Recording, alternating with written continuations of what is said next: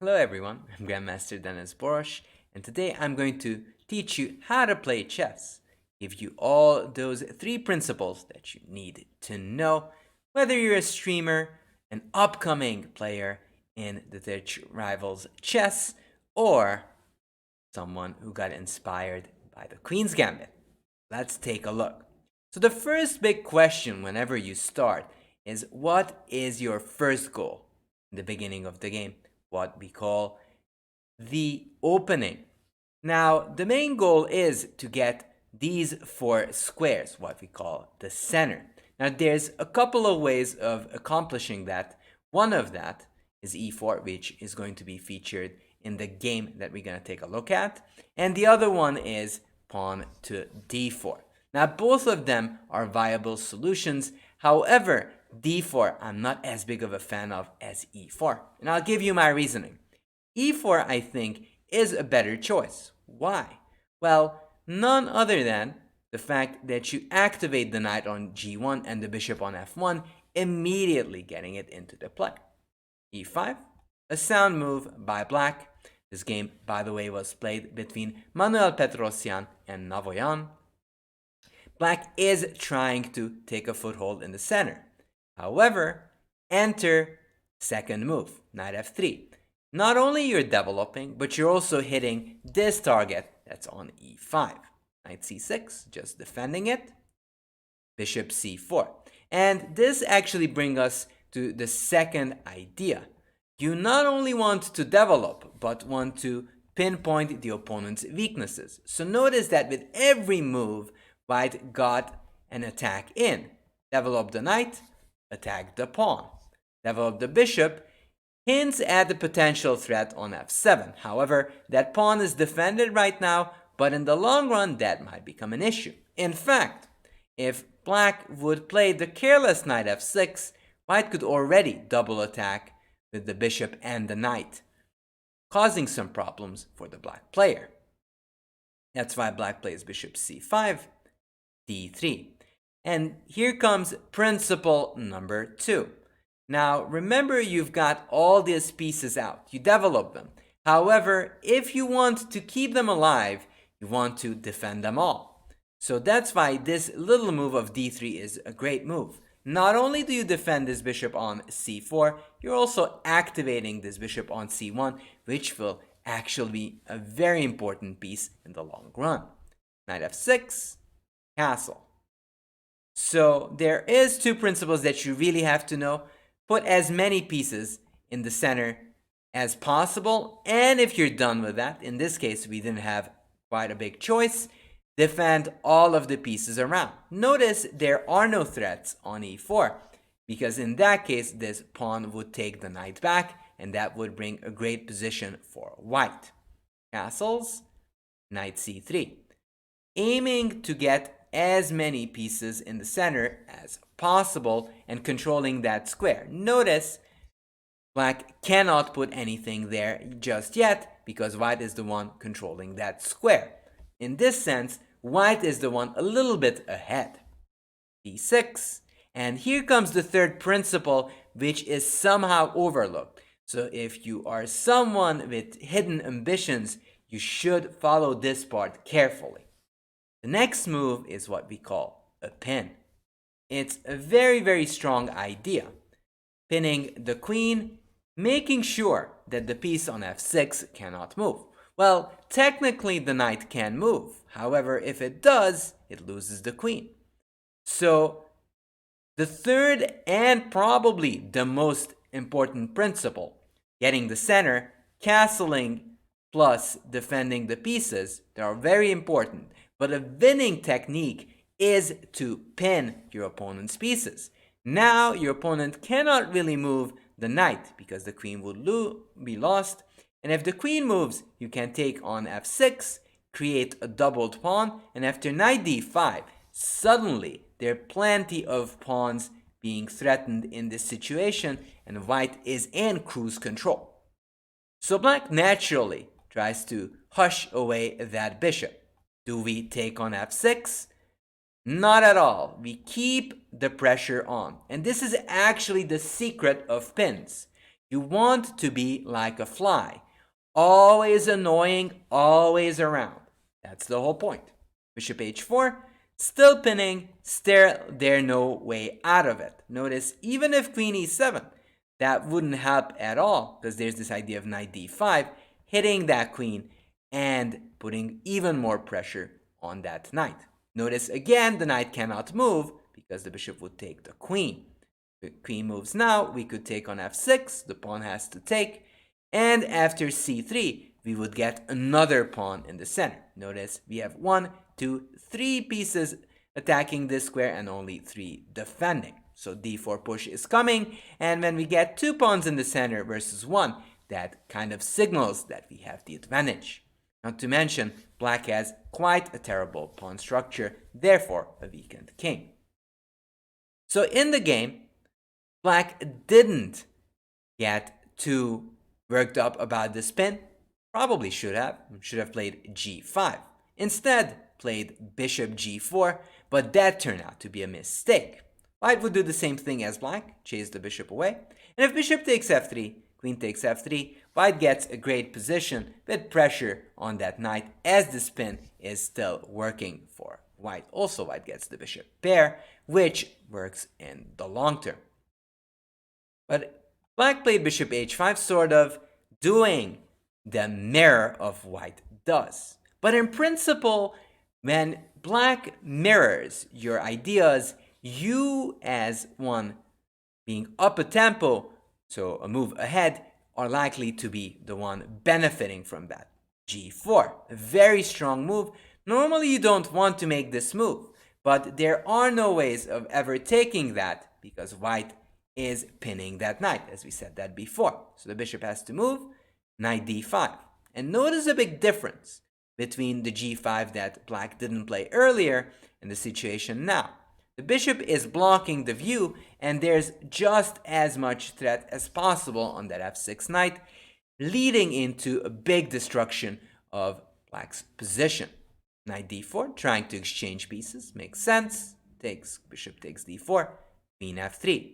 And this is what Manuel Petrosyan does the best when it's all burning down there and there's enough pressure on the knight. He never lets it go and puts pressure for as long as it takes to win the pawn. Now here, black is just losing the pawn as the knight still cannot move, as it couldn't go for like 5 moves already. The queen would be lost on the 8. King h7, knight f6, gaf, c3, chasing the bishop away. Bishop b6, takes, queen d7, king here, c6. Now white already has a pawn. However, in essence, you always have to look for an idea, a way of getting an even bigger advantage.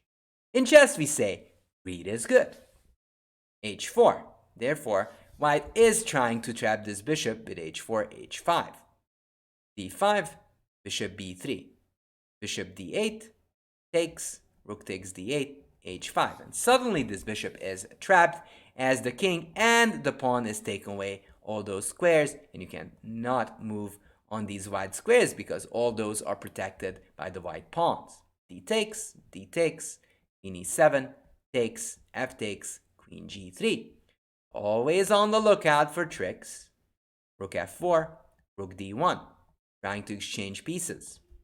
Rook f8, f3, queen g5, king g2. Just over defending all those pawns and defending the pieces in general. Remember, one of the second most important principle is to defend your pieces.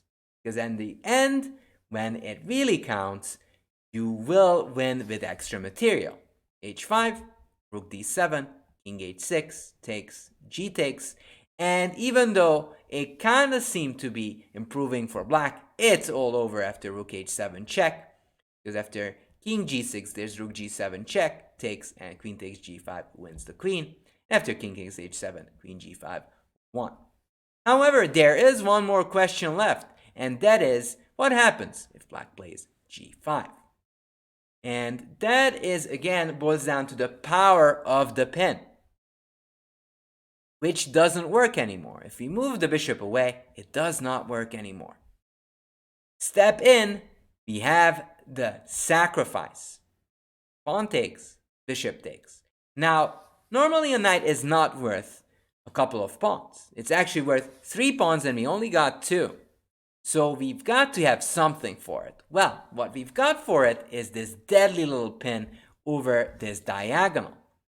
And if we can reinforce it with threats as knight d5, as we've seen earlier in the Manuel Petrosian game, then we're going to win. In fact, my own game featured king g7, and after knight d5, my opponent resigned because there's no way of stopping this threat of taking that knight, and if you take, then the well-known bishop takes d8 just wins the queen. So the best move is bishop e6, trying to guard this square. But knight would still play knight d5. Note queen f3 would have this threat. However, after king g7, knight d5 takes, knight would get to d4 with a tempo, so with an extra move, we'll have to move the queen first and we're in trouble. One of the nasty tricks that black has is after queen g3, there's this knight e2 check, winning our queens with this nasty royal fork.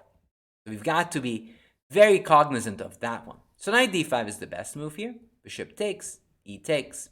And black has a couple of choices. Knight b8, knight a5. Knight b8 is the best idea, trying to recycle the knight and defend this knight on f6. However, if you go knight a5, white can go queen f3. Notice that knight on c6 has already moved, so there's no knight d4 ideas anymore. King g7. Now, again, chess is mostly about using logic and focusing on how can we increase our advantage. Can black really do anything right now? Well, not really. The queen is stuck there. If the queen ever moves, this knight is going to be captured. So basically, the queen is imprisoned to defend that knight on f6. However, if we take on f6 now, we don't have actually a majority. So that means that black would survive the attack. That means we need to bring reinforcements. In comes rook e1. Kind of a strange move, you say, and you're correct. However, it has a long-term idea behind it. White wants to go rook e4 and rook g4, chasing away the king and take on f6 that way. So knight takes c4, d takes c4, rook h8, rook e4. Again, if black takes, we take the queen and we win the game. Rook takes, queen takes e4, and white is up a whole lady. And if black goes king g6, it's just one move too late. Now white has bishop takes f6, queen f6, rook g4 check, and her majesty will be separated from that king, and then we can take that queen. Or if queen g5, we can simply capture it with the rook. Now the other move here is king g6, but white does not need to fret. Can go h4, over defend the bishop, and do the same exact plan. And black is hopeless against it. Again, remember, the queen might go to e7, but is still stuck defending it. Still have this idea of rook e4 and rook g4, winning the queen eventually. If the queen moves d7, we can take on f6, and already we have a mating attack with queen h6 check, bishop f6, and there's checkmate on h8 and g7. So normally, that's why the knight goes back to b8 and tries to defend the knight via d7. If knight d4, notice the difference. This time the knight cannot hit our queen, therefore we can chase it away, and after knight f5, queen f3, and we hit the jackpot as both knights is just going to fall. If the knight moves, we take this knight, and if the queen moves, we take this knight on f6. So basically, this is kind of a pseudo double attack, as it doesn't matter which knight you move, one of them is going to get lost. So the big move is knight b8, but then again comes our star move, queen f3, pressing all the way against our opponent's pieces. Now with king g7, we already know the winning method, and that is rook ae1, get the rook to e4, rook g4, and we have deadly threats against that king. However, if black plays knight d7, we can have an even more powerful move, and that's what makes this whole concept so valuable. We can do even more pins on our opponent with bishop b5, which is a very nice little move, as in this scenario, the queen on d8 will be super overloaded, meaning it has to defend multiple pieces at the same time. If you go queen e7, you might be holding to f6, but after bishop takes d7, this pin is just going to prove too much, and after queen d7, bishop f6, black is just going to crumble against the eventual queen g3, queen h4, queen h8 mate. And if you go queen c8, then there is just bishop f6, knight takes f6, queen takes f6, and white has won back the piece with an attack to the go. Therefore, king g7 is probably the better move, rook e1, and if knight d7, guess what? Again, we have this very nice move, bishop b5, and even if you try to put some counterplay, it's a bit too late, because after bishop d7, queen d7, bishop f6, king here, check, king f8, check, king e8, queen takes it is checkmate. So these are the three principles you need to know. Central control, put as many pieces in the center as possible, or at least try to restrict your opponent. Remember, you want to restrict the d5 square so your opponent cannot put any pieces or pawns over on that square. Second of all, make sure you connect your pieces, that they're coordinating, they're communicating with each other. And third of all, the winning tactic is pinning your opponent's pieces. Whenever the queen, as we've seen in this scenario, has nothing in front of it, so there's nothing blocking the view, is basically pinned, and this can be a very good way to win some easy games. So I really hope you enjoyed this lecture, and please leave a like if you enjoyed it, and put some comments below if you have any questions or thoughts about it. Thank you so much for watching, and see you next time.